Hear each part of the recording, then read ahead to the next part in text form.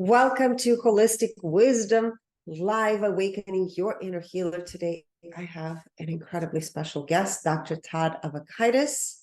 He was the first in his class in high school, as well as Northwestern University, and was accepted after 2 years of college to the premier program at Johns Hopkins Medical School. He then did further training at Georgetown in internal medicine, pulmonary, and intensive care medicine. He has become a leader in laser biophysics research and developed a stem cell protocol that has reversed biological age at the DNA level more than any other method in medical history. He has been granted multiple patents in stem cells, nutraceuticals, pharmaceuticals, and even agriculture. He also composed choral and instrumental symphonic pieces. The transcendental course he has created and produced all around the world with up to 900 plus choristers, rejuvenating the body while immensely boosting personal, vibrational, and awareness states. The combination of the biomedical and esoteric reflect his passion for the full exploration and expansion of the human potential. Wow. I absolutely love what you're doing. You're absolutely, of course, on the cutting edge of where medicine, I believe, is headed, looking into how we can harness our own ability to heal ourselves. And of course, laser with sound or vibrations and geometry. So I want to talk to you about what brought you to what you do today. When did your passion begin? And how did all of it come together? The origin story. Yes. Well, everyone wants to know the origin story. Well, let's see. I fell in love with lasers when I was 8 years old. I could tell you that laser meant light amplification by stimulated emission of radiation in the 3rd grade. I was learning how to build them at that time. When I was 10, I built my first time machine, and it did some very cool and interesting things. At the age of 13, I fell in love with DNA, which has been the abiding passion ever since, to learn and know everything about it and how it works. I had the understanding, even in 8th grade, that if we understood everything about DNA, we would learn how to be able to reverse any health condition and how to rejuvenate ourselves, how to live for a very long time in youthful bodies. That's been the underlying theme. So I did my medical training, not so much because I wanted to be a doctor, which is a cool thing to be a doctor, especially having trained at Johns Hopkins, a very cool place. It was more to keep my options as wide open as possible for studying and learning about DNA and how to sing the song of DNA so we could literally give it the information for us to be healthy and rejuvenated. Wow. Okay. So let's talk about DNA, because this is a topic I'm sure many people here, especially in the New Age esoteric communities, people hear that we have 12-stranded DNA, but there's only, we haven't activated all of the aspects of our DNA. Can you dive more into, I want to talk about the structure of DNA. Is it dodecahedron at its deepest level? What can you share about DNA that you have learned, since it's been your passion since you said, what, 8th grade or before that? Oh, the technical roots of lasers and magnetics was before the DNA passion lit up, which was when I was in 8th grade. But it all works together, because that's what I'm doing. I'm doing laser biophysics, magnetics, vibrational work, and it all ultimately translates into functionalizing DNA in new ways, having the right codes to unlock it. So Okay. from a structural standpoint, there is the icon of the double helix. It's used in logos, it's used in brands, it's used on people's business cards, it's used everywhere. Yet it oversimplifies it. While there's this popular idea of what DNA looks like, and it's kind of burned into our minds. DNA is, in fact, more complex than that. The basic structure is indeed a double helix. And if we're getting into the actual precise geometry, that there are 10 bases for every full turn of DNA, which means that every 36 degrees, there is a new base. So it literally is like a staircase going in these 36-degree turns, and it's 10 steps for a full 360-degree full spiral of DNA. And 36 is relevant. There's a lot that's talked about in the esoteric world about base 12 being the true mathematical base of the universe. And so it makes sense that we would have a 36 degree of inclination for each base. What isn't often discussed, though, is that in a living cell, DNA isn't just a coil, it's a supercoil. So the double helix literally wraps around proteins called histones. And so it's basically a coil within a coil, and that further supercoils. And it said that there are up to 7 levels of supercoiling for a strand of DNA or a collection of DNA in our chromosomes that is about 6 feet long to fit into a nucleus which is 1 micron or a millionth of a meter wide. So DNA supercoils. And the inspiration for the work that I'm now doing came during a vision. A lot of things happen that way. And in this vision, doing a Kundalini meditation where we started with activating Kundalini, then actually running rainbow colors, and each color has its own flavor. Each frequency of the rainbow has particular attributes. When I got to the violet, I felt like Jodie Foster in Contact, where she went through a portal to another dimensional space. And in this space, there were guardians of the gate describing first the permission to go through the doorway, but also the responsibility that came with it. And when I went through the doorway, I came to this huge room that was filled with DNA. Like you'd taken the DNA in a nucleus and enlarged it millions of times, so it filled the whole room. And there was a communication. And it was quite profound, especially given how much I'd studied DNA, which is that the understanding of science about DNA is correct, but incomplete. DNA is, in fact, a huge information library that gives information about how to build the structures required to create living organisms. And it said it goes beyond that, that the way that DNA operates, the way that we know how to differentiate a whole body and to maintain that system, is that DNA communicates by frequency. And the information was that DNA is basically a supercoiled structure in an electronic environment with moving charges. In essence, it's like a radio. So DNA is transmitting and receiving frequencies like a radio, and it's giving and receiving information and instructions that way. And the key message was that once you understand the frequency patterns of DNA in health and disease, you would know how to instruct a sick cell to become healthy or an old cell to become young. And that's of the laser technology that was created to do that sort of communicating.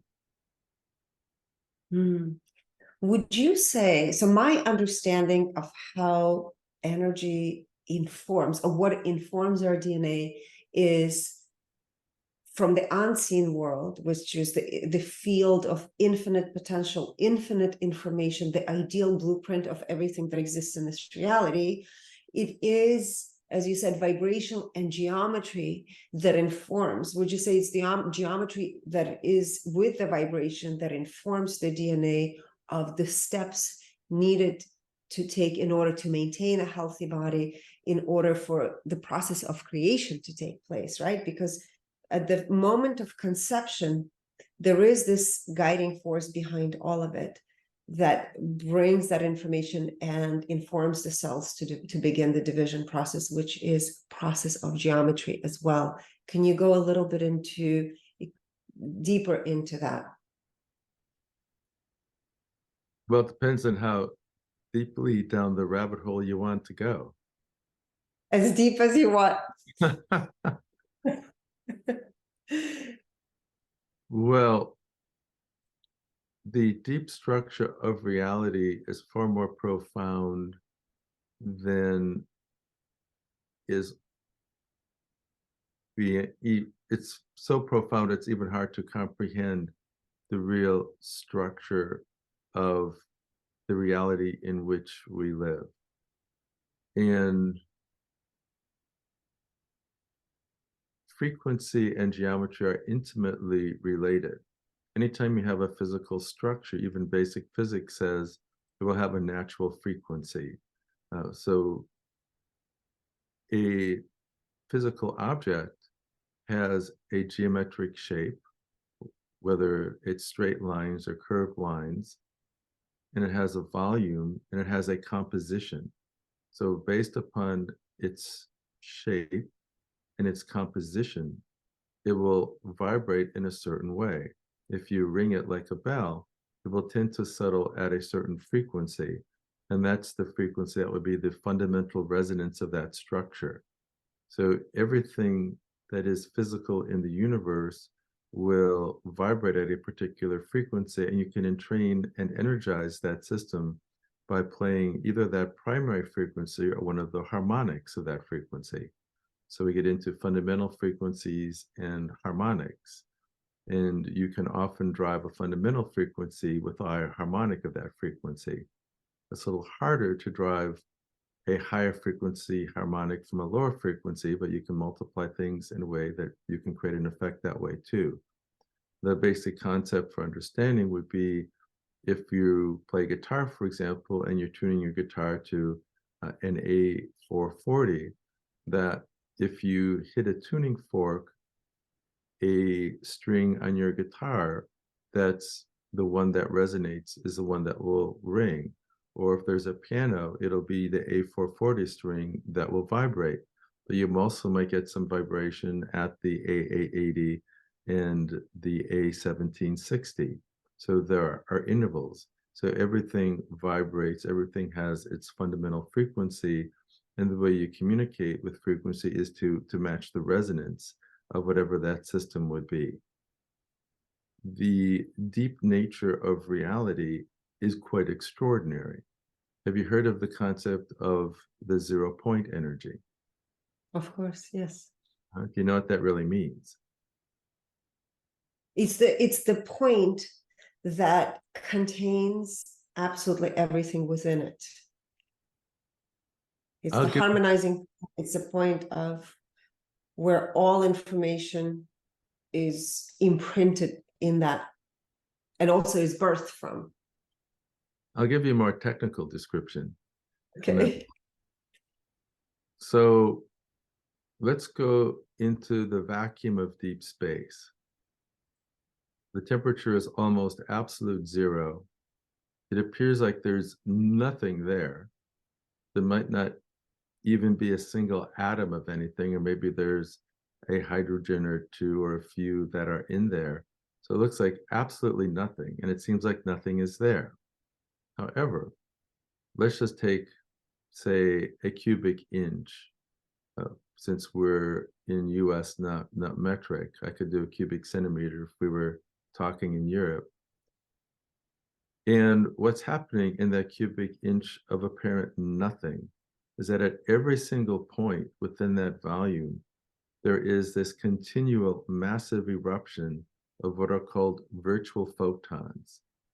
So this is a virtual particle flux, and the intensity of this flux is almost inconceivably great. And every single point in this space is constantly emitting these virtual photons, and they each have a particular energy level in a particular duration. And there's a formula, the amount of energy times the time it lasts.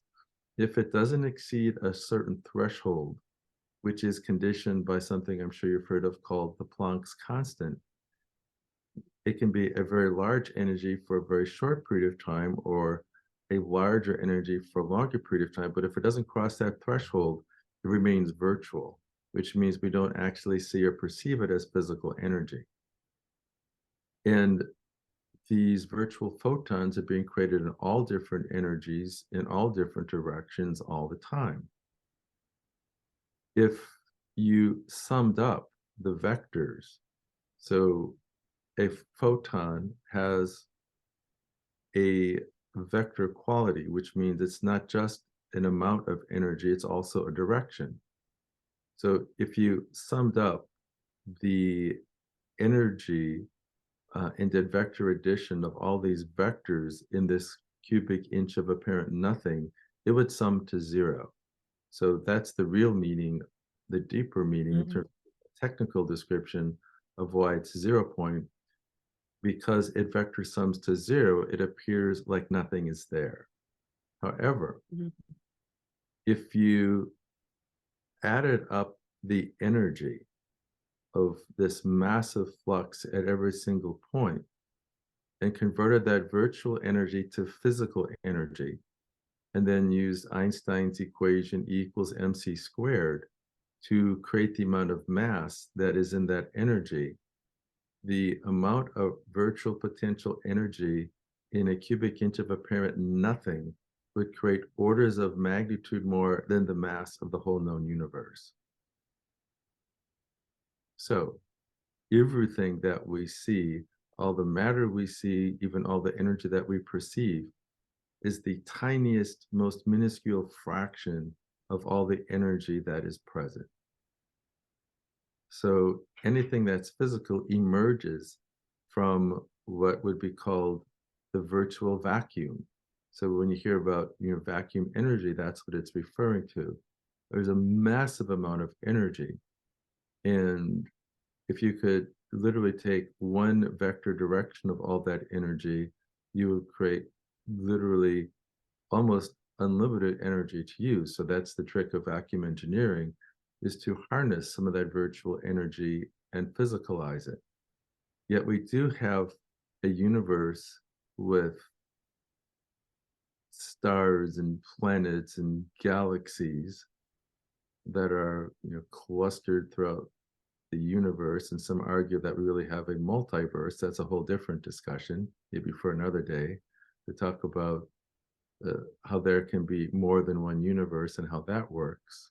There's some very interesting theories about that. That it's my theory that everything that we see and experience is a function of one immense universal consciousness grid.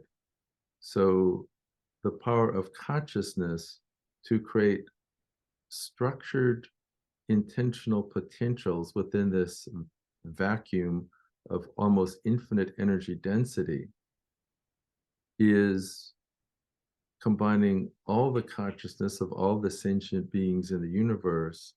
You create literally a type of holographic grid pattern which can structure and can select some of those vectors to manifest as something that we see as physical. So, and that's all one giant, massive, universal holographic consciousness informational grid. So from that standpoint, everything is connected to everything else at a certain level of awareness. All knowledge of anything is available too. What does that grid look like to you if you were to imagine it? Is it geometrical? Is it, yeah. It's multidimensional. So that's where we get into this higher dimensional construct. And we literally are trained to a three-dimensional world. We add the fourth dimension of time, because something doesn't have duration, we don't see it. But we generally don't think of time as another physical dimension. It's more of a dimension called space-time, where something has to have duration for us to perceive it as well. However, if we look at even conventional physics and its deeper understanding, the best model for creating a coherent theory of everything is the superstrings model. And for the mathematics of superstrings to work, we need to have at least a 12-dimensional reality. And there are higher dimensional numbers that can fit into that construct, but at least the most basic one is 12. And that's where we get into these concepts that are unprovable with the technology we have now, like so-called 12-stranded DNA, which is more describing that DNA exists in a 12-dimensional space because reality exists in a 12-dimensional space. And they're given certain attributes to those higher dimensional strands. And I can speak actually a little bit about what the choirs are for from esoteric information that has been shared through a colleague of mine, Lee Carroll, in the Cryon channeling. It's very interesting stuff. So with this 12-dimensional construct, we often have to condense a multi-dimensional concept into what we can understand in a 3-dimensional reality in terms of its shape and its form. And there was a really great children's book called Flatland, which was giving an understanding, like if you only lived on a 2-dimensional surface, what would it be like if a 3-dimensional object came through your reality? Like if a sphere came through, you would see a little circle and a bigger circle and a bigger circle and a smaller circle and a smaller circle until it disappeared. So you can project a higher dimensional construct in a lower dimensional space, but it takes on the characteristics of that space. Similarly, in a 2-dimensional painting, we can create the impression of 3-dimensionality by the way we shade it, because that's how our brain will interpret things. It's how we use our binocular vision to give us a 3-dimensional depth perception. Is the slight difference in the way things appear we can reconstruct into a 3-dimensional understanding of it. Even though it's an image on a 2-dimensional surface, we can infer the higher dimensional reality from that. So this universal grid, I think ultimately it would look like a constellation of interconnected sacred geometries. It's beautiful. I agree. Yeah, where all the points connect. Mm-hmm. Absolutely. To the higher realms and then our physical reality as well. Can we go into stem cells? I know we're going to jump, but I want to introduce afterwards the geometry. But first, I want to differentiate the different types of stem cells, why stem cells, certain type of stem cells are regulated in United States. I believe that the work that you do has to do with your own body's VSELs. Am I correct? You are correct. Okay, so can we talk a little bit about the different types of stem cells that exist and how you came to realize that you don't need an external type of stem cell in order to begin the healing process, which I'm always a believer that everything that we need to heal ourselves is within us. It's all about having the right tools and knowing how to activate the power that exists within. Mm-hmm. That's an excellent question. And there is a huge amount of confusion in the stem cell world. And the confusion stems from the use of the word stem cell as a general title. It's almost as general as saying, I'm going to have food for lunch. And then you would say that, well, every kind of food is the same as all other kinds of food. And foods are differentiated into many types, and stem cells are differentiated into many types. And in the stem cell world, I really believe a lot of confusion will be cleared if we created a menu or a toolbox of the different types of stem cells, what their source is, how they're prepared, and how they're delivered, to match the type of stem cell with the intended purpose of them. So I'll give you the basic lineage of stem cells. We begin with a single cell. at the moment that the male and female elements come together, they each contribute 23 chromosomes to give us our total of 46. We begin a process of cell division. And when we get to about the 30 cell stage, which is called the blastocyst, the cells are undifferentiated and they're incredibly powerful. At this stage, they're true so-called embryonic stem cells, and they're totipotent, which means that any one of those cells, if you put it in a proper uterine environment, would create a whole new person. So totipotent is powerful, yet because they're so powerful, they do have an associated risk. They can create benign tumors called teratomas, which can literally be a cantaloupe-sized hairball in the body, a place where it can fit like the abdomen, that will have hair and skin and teeth and nails and muscle and bone and blood vessels all kind of rolled up in a weird tangled mass. They're benign, but if they get big enough, they can create problems that might need to be removed. Rarely it can be more aggressive than that.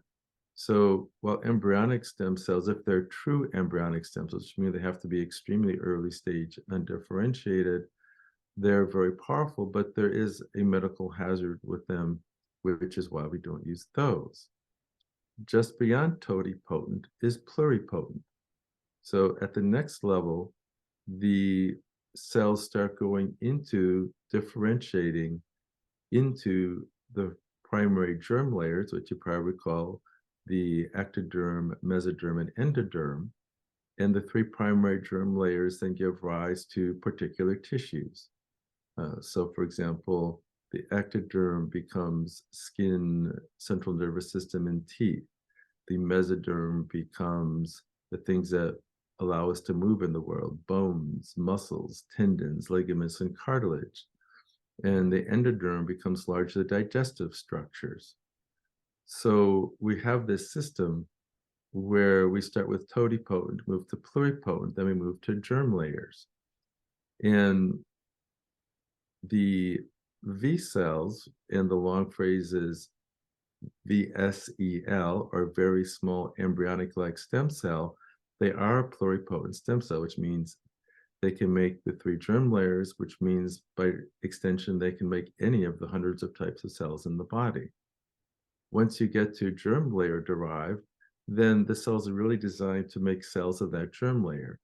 And the ones that are commonly used are called mesenchymal stem cells, which are mesodermal. So these are designed to make cartilage, ligaments, tendons, bones. And if a young person, say, has damaged their cartilage, their own mesenchymal stem cells, usually derived from fat, sometimes from bone marrow, can be very good for that. The challenge is that as people get older, the mesenchymal stem cells age as well, and they don't work as well. So for a young person, it may be a great choice for musculoskeletal issue, and as someone gets older, they may not work so well, if at all, depending upon how old their mesenchymal stem cells have become. And then we even have single tissue differentiated stem cells. So there are neural stem cells and cardiac stem cells and cartilage stem cells and pancreas stem cells. These can potentially be created, though there isn't really much use of single purpose stem cells. So that is an R&D area. For our purposes, we have had the good fortune of learning about the VSELs, and I'll qualify the terms. They're called very small embryonic-like stem cells. And they're called embryonic-like because they retain some of the protein markers of embryonic stem cells, but it's been shown that they're past embryonic and they no longer have the risk of forming benign growths. Yet, because they're pluripotent, they're incredibly versatile because they literally can make all the types of tissue of the body. The other utility of the V cells, I'll use the shorter phrase, that's what we call them affectionately. The other part of their phrase, which is very small, is also quite useful. If a person had an issue like wanting to regenerate the heart or regenerate something in the brain, very small is quite useful. The average diameter of a VSEL is 1 to 2 microns. And in contrast, the typical diameter of a mesenchymal stem cell is 12 to 30 microns. These are all very small, but it becomes relevant. When a stem cell is given IV, as you know, anatomically, the first place it goes to is the right side of the heart and then to the lungs before it can get to the systemic side. I'm going to quiz you. What's the average diameter of a pulmonary capillary? Average diameter, gosh, I don't know. Tell me. It's 6 microns. Microns. So it's easy to get a 1 to 2 micron ball through a 6 micron tube, but not so easy for a 12 to 30 micron ball to fit through a 6 micron tube. So if mesenchymal stem cells are given IV, almost all of them get filtered in the lung because they're simply too big to get through. Do you inject directly into the heart, or how does it have work? to. We don't have to. So we did a study of using stem cells for heart regeneration, and we've published this work. It actually initially was with cord blood stem cells, and now we've gotten similar or even better results with the VSELs. And what's interesting is the other part of the equation. So the profundity of this work and why it's so powerful is that for unknown reasons, the VSELs go into hibernation when we're born. And because they go into metabolic hibernation, they're not dividing. Because they're not dividing, their telomeres are not shortening. So the VSELs will remain very, very young biologically, no matter how old the person is. And we have developed a new type of laser, which is basically the derivative of the vision that I shared, which has a new type of waveform, which actually is a spiral counter-spiral like DNA, which has a vector sum 0 of the electromagnetic fields, which means that it can go much more deeply through tissue. People feel it actually go all the way through their body from one side to the other.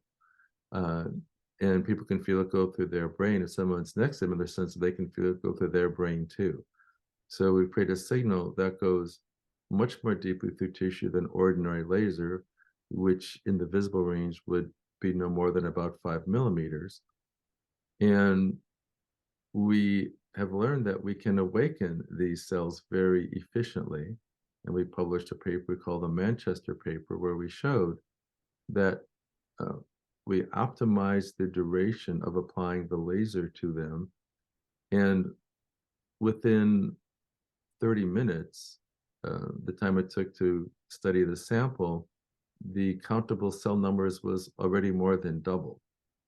And what we believe was happening was not that the cells can replicate that quickly, but we were vibrationally dissociating a blocking protein from an early stem cell receptor protein, which was also associated with the cells becoming metabolically active.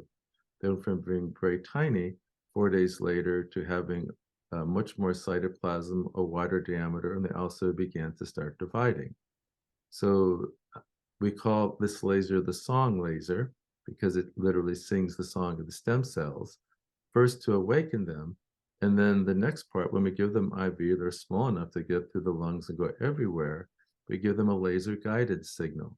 So metaphorically, we sing the song of the stem cells in light and have a 20 to 30 minute laser guidance protocol, which depends upon the individual needs of that particular person, where we direct them from the highest priority areas where they can most use a regenerative signal to the lower priority areas.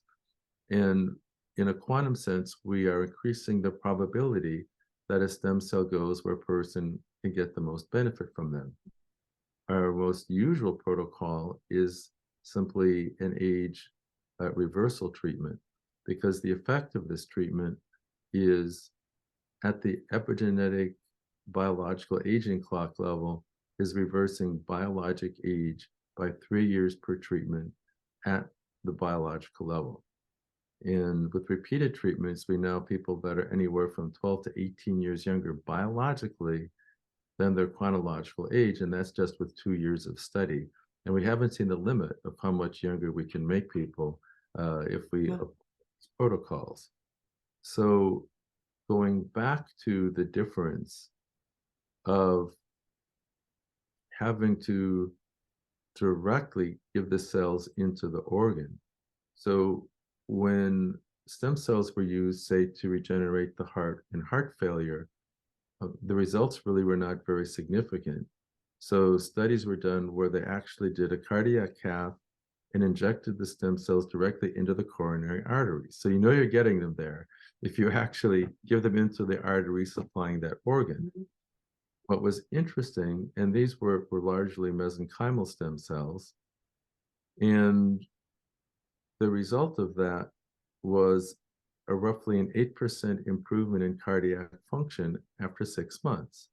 So 8% better is an improvement, although it didn't achieve statistical significance. That was our comparison, 8% in 6 months. Our protocol, which was a lot easier, just IV, not intracoronary after an invasive cardiac cath, very interestingly, in just 3 days, it was already 14% better. In a month, It was 25% better. In 2 months, it was 37% better. And in 3 months, it was an average of 50% better. And that was— How do you derive these cells? How do you derive these? Where do you take them from? The derivation of them is incredibly simple. So we could have a complex discussion of the biophysics involved to create a song laser and to send a homing signal. Yet the mechanics are quite simple. We derive the cells just from a person's blood. Like PRP kind of, right? Where you take the blood and spin it? It's like PRP. It basically starts out as very high quality PRP. We remove almost all the red cells and white cells, leaving the plasma platelets and the dormant VSELs. And without awakening the VSELs, it's basically just PRP, which has its own benefits as a one-shot growth factor treatment. There are significant benefits that have been proven for that, and it's widely allowed. And we're essentially using laser-activated PRP. But once we laser it, these very powerful, very young stem cells that can make anything are awakened. And then once we give them IV, they're small enough to get through the lung, and then we can increase the probability that they go where we need them to go. The actual counts that we get after the laser process and the counts go higher is on the order of 2 million cells per cc of plasma. Wow. And it crosses blood-brain barrier as well. So it can actually work to what can it do to the brain? I'm just curious. Make new neurons. Neurons. Yeah. Amazing. Do you use, so you wake them up, you awaken these cells, you said, with, I guess, the music that you compose. Am I correct? We play music I've composed while we awaken them. It's a pure piano piece. And then when the cells are infused, they're infused to the same music to which they were awakened.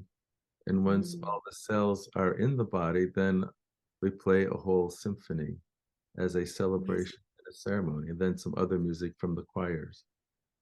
Do you also use geometry to guide cells? I'm asking you this because in my work and testing people, depending on what is happening on a deeper layer, there's a different geometry that will guide the balancing or harmonizing process. Do you use different geometrical patterns, or is it usually the same geometry that you incorporate? We don't use differential geometries the way you're thinking Mm-hmm. to be able to create the unique waveform, where fundamentally a laser works by creating waves in phase. That's you actually get the coherence and the amplification. You create quantum entangled waves that are in phase and they sum up to an amplified wave. We have a very sophisticated optical medium that gives each photon its address in the medium and a pathway, so we can combine the waves exactly out of phase. So when we do that, we sum the vectors to zero, but we create structured potentials in the vacuum, and that is the way that you could actually drive some of that large potential energy from becoming manifest as physical energy in physical form. And one way of looking at the waveform is having created a phase conjugate wave, where it sums to zero because the waves are in phase but in opposite directions.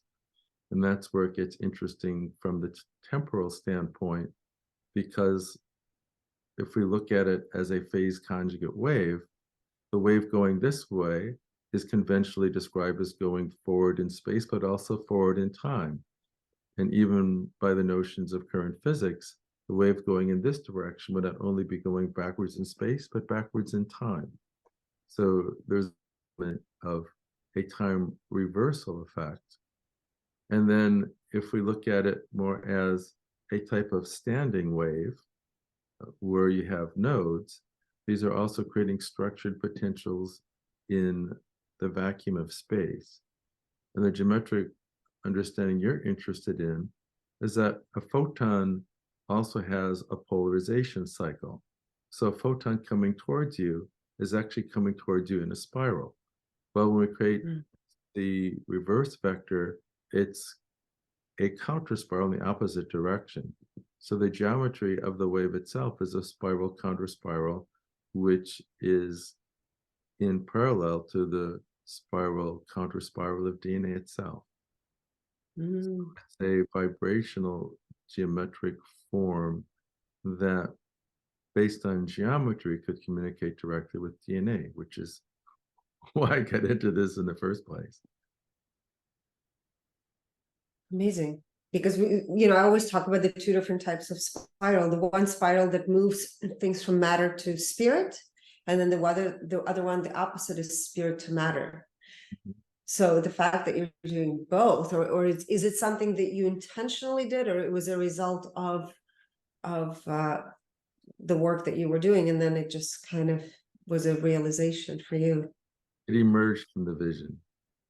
from the vision? It's amazing. Okay.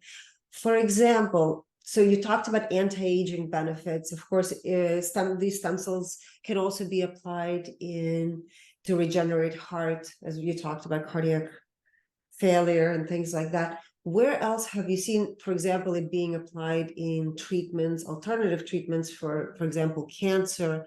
Do you see that there is reversal of that using stem cells in laser? Well, we're not allowed to make any health claims, as you know. I know. I know. I mean, I could give you in a private discussion what we've actually observed in practice.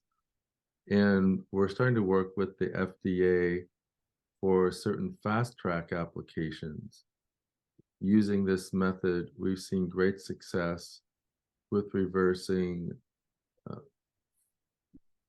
first 4 and now a 5th type of rare childhood disease. And we'll be doing this application process for rare childhood diseases that are largely untreatable and incurable, other than in some cases very expensive things like gene therapy. And so we are actually working with the FDA for getting approvals for specific indications. What's fair to say is that when the body rejuvenates, a lot of things tend to get better. And we've seen a lot of benefit with all things neurologic, given that these cells are very small, very young, and the laser is a type of attractor signal that attracts the cells to go to a location. It's also enhancing the ability of the cells to actually connect to each other for cell adhesion. Then once there's cell adhesion, there's cell-to-cell communication. The cells are in a particular microenvironment of that kind of tissue. So the cells and local chemistry around them give the information, both vibrationally and by extension geometrically, because all molecules have a particular geometry. And that combination allows regenerating new cells where that can enhance, connections and function. Mhm. It can make Yes, people smarter too. that sounds amazing. Um, a question, I just want to know your thought on CRISPR technology, where, there's a manipulation of genes in order to create these, in the future, people talk about superhumans. What is your belief system on that? I'm just curious. And yeah. Well, that is a big issue. And the challenge with the gene modifications is that they're generally done using viral vectors, where a certain amount of code is inserted in DNA. And the challenge is that it's not that easy to define exactly where it goes.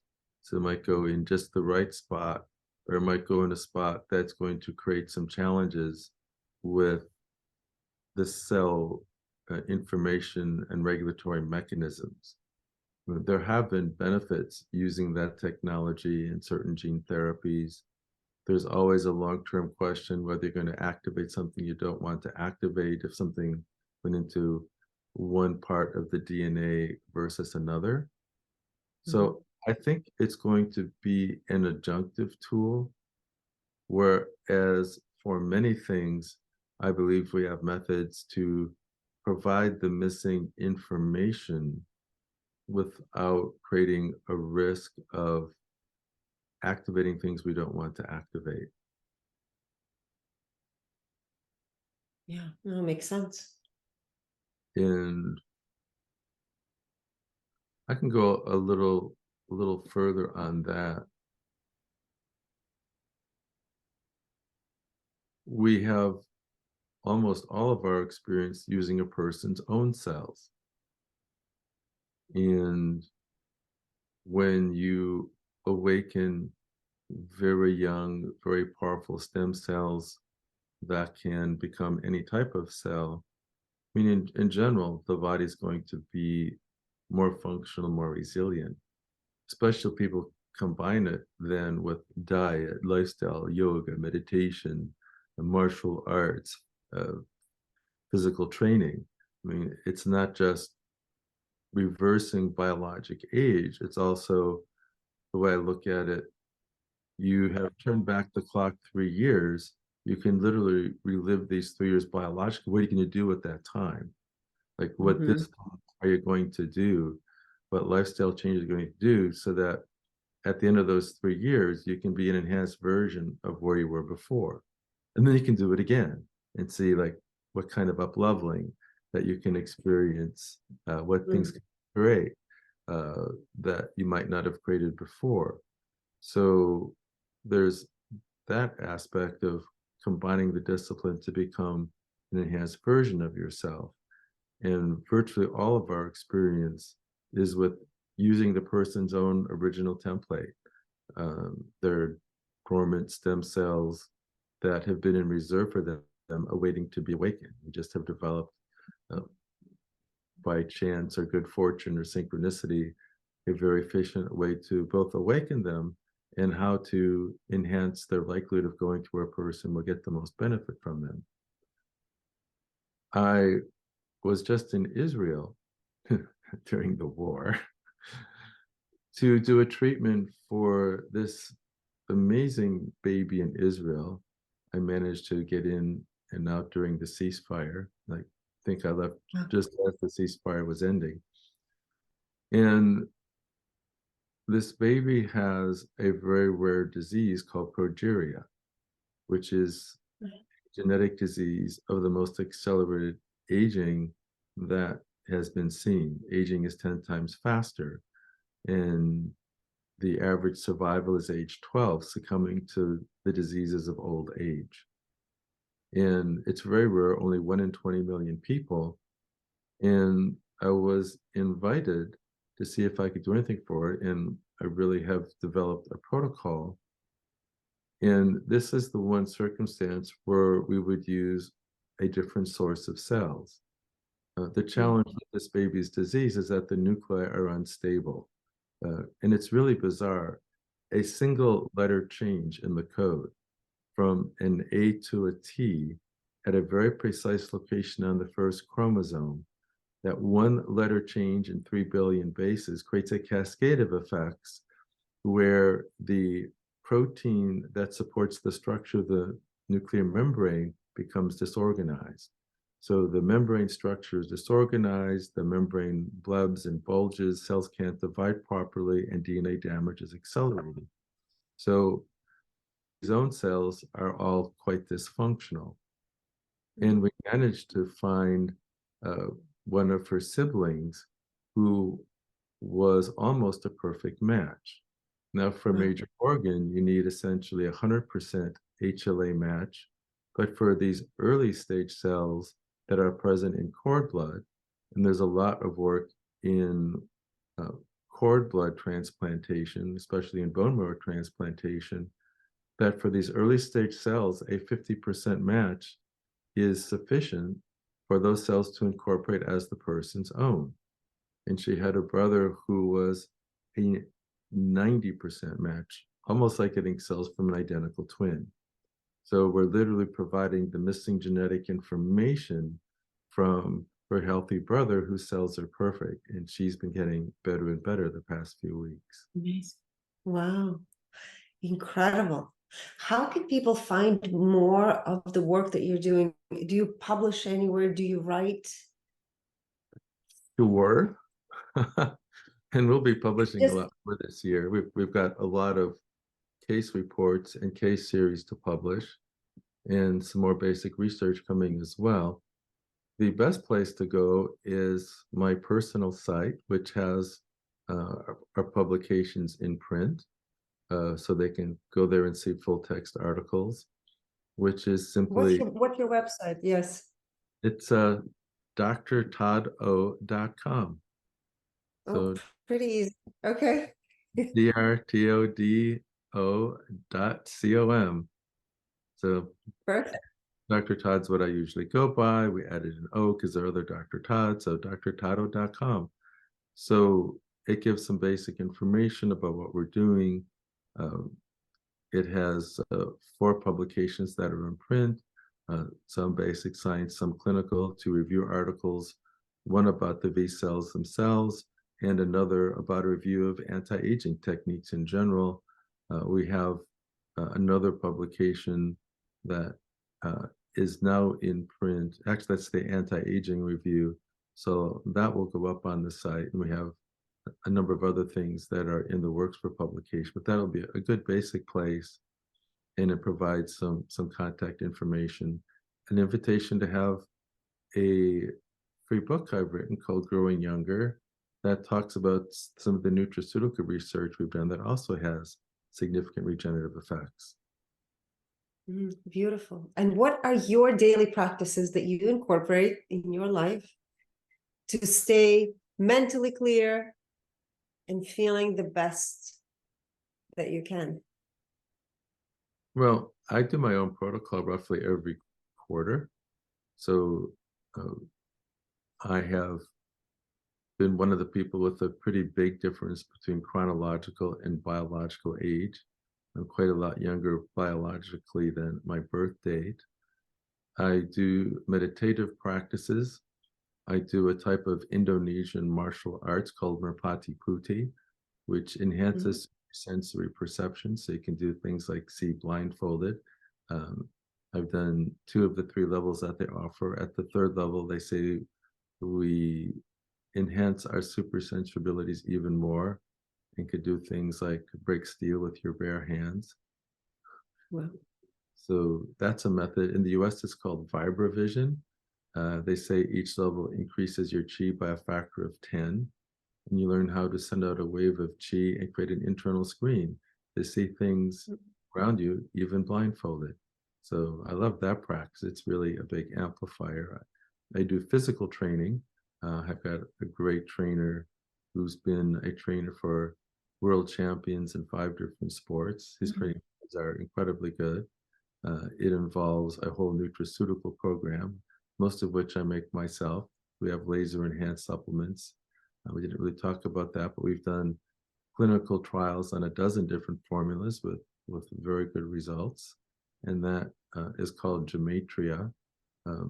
If people contact our general information number, they can also get that, or you could put that on your website for information about the laser enhanced nutritional supplements. They tend to, they're also activated with the DNA photonic pattern, which are intended to not only enhance the bioavailability and biological activity, it's also about enhancing awareness just from the supplements. Everything's about that. So then there is a lot in the way of, you would call it, intentional creation of reality. So one of the practices I learned from a grand master, though it's probably not unique to him, but it's a really good practice, is writing down your goals for the day every day. And then at the end of the day or the next day, write down the wins, synchronicities, and moments of reverential awe. When something's so beautiful, you're almost in tears, just not because you're sad, but and the more you do that, the more great things happen. That's beautiful. And I know that you also train physicians from all over the world in your laser technology. Am I correct? That's true. So we have multiple domestic and global patents on the method. The biophysics is complex, but we've made the mechanics simple. And for like-minded, innovative practitioners, we have a licensing program where we train them into the method, and we've been getting some amazing results from their work too. That's beautiful. Thank you so much for sharing your time, your wisdom, and your passion. And I'll put all the links so people can find you, connect, and follow the incredible work that you do. Thank you. You're so welcome. It was a great pleasure. Thank you.